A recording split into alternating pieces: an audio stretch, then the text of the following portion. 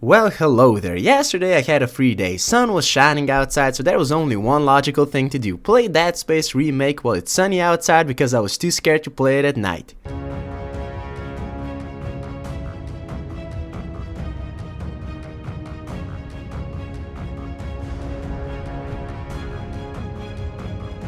I can still remember playing this game on PlayStation 3 like 10 years ago, but I really forgot everything about the game and I also forgot how creepy this shit was. So Dead Space. You play as Isaac, this badass engineer, and you came with your team to this big spaceship called Ishimura, thinking it's gonna be all fun and games. But surprise surprise, the whole ship has turned into tentacle-armed freaking zombies. You'll be trying to repair the ship and some of its systems, so the ship doesn't explode in space, while trying to figure out what in the name of Satan has happened to everyone. As you'll be navigating the narrow hallways of USG Ishimura trying to keep the ship from crashing, these annoying monsters will be giving you scares and trying to kill you.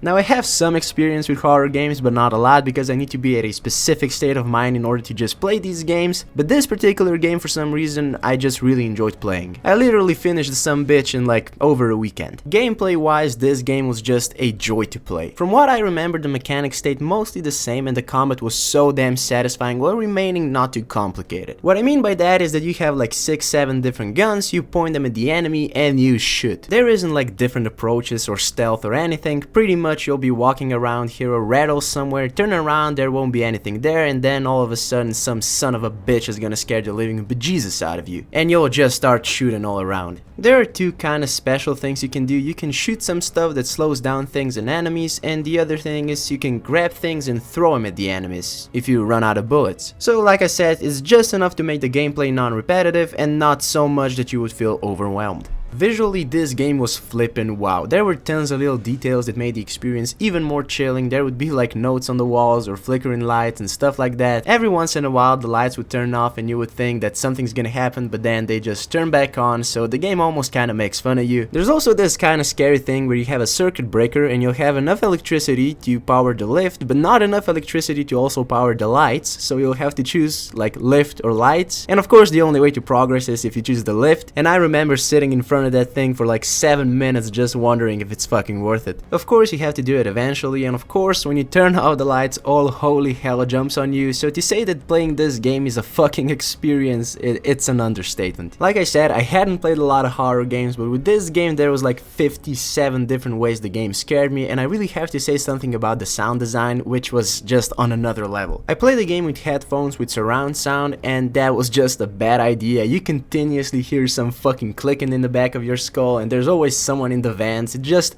annoyingly scary in the most amazing way. The remake stays pretty loyal to the original game, but I heard the developers have taken advantage of the chance to refine certain aspects, resulting in a more polished and immersive experience overall, and it freaking shows. Of course, they didn't have the technology to do that back then, so I'm happy that they changed just enough to make it better, but not so much that it would feel any different to the original. As you will be jumping from end to end of the ship trying to keep her afloat, you will be mostly fixing one thing and then go and fix another thing, which would feel repetitive if it wasn't for so many different enemies and all the different ways the game tries to scare you. The puzzles in the game don't feel as tedious as they sometimes can, because they aren't too complicated, and also you will be too busy with trying not to die. I feel like the levels of the game should be just a tiny bit more different to really make you feel like you're progressing story-wise. By the end, everything just gets a little too similar. Chill, of course I know it's a remake, they can't really change that from the first game, it's just something that could have been done just like a tiny bit better. That's like the only bad thing about the game. And it's not even a bad thing, it's just like the way they chose to do this. The game took me around 10 hours to finish, which I feel is just enough for a game like this one. Anymore and the game would actually start to feel repetitive. If you'll be exploring around a bit, you should have a nice time. Scary, but nice time. There's also a new game plus, but for some reason I didn't see a lot of replay value right now, but we'll for sure revisit the game someday.